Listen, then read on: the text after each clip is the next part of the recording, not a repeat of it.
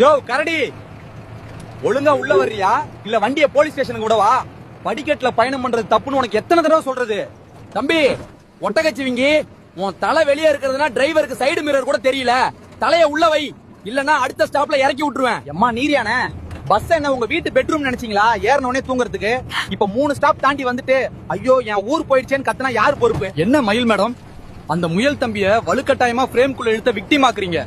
உங்க கண்டென்ட்டுக்கு அடுத்தவன பகடக்காயா பயன்படுத்துறத நிறுத்துங்க. ஏன்பா பென்குயின், இந்த பஸ் என்ன ரன்னிங் போற ஃப்ரிட்ஜ்னு நினைச்சியா? ஜில்லுன்னு காத்து வரதுக்கு. இது ஒண்ணு அண்டார்டிகா இல்ல, இங்க அனல் காத்து தான் வரும். யோ ஆடு, பசி வந்தா டிக்கெட்டை தின்றுவியா?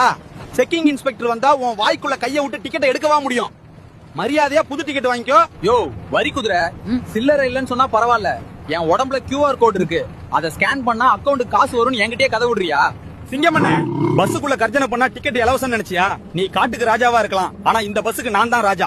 அரசாங்க ரூல்ஸ் படி ராஜாவுக்கும் டிக்கெட் உண்டு. வால்ரசனே, 2 பக்கமும் ஈட்டி மாதிரி தந்தத்தை வச்சுக்கிட்டு பனிப்பாறையாட்டம் நடுவுல உட்காந்துருக்கீங்களே, இப்படி இருந்தா மத்த பயணிங்க எப்படி ஏறி இறங்குவாங்க? ஸ்டாப்பிங் வந்தாச்சு, வரிசையா ஒருத்தர் பின்னாடி ஒருத்தரா மெதுவா இறங்குங்க. காட்டுக்குள்ள போய் பத்திரமா இருங்க, மறுபடியும் சந்திப்போம்.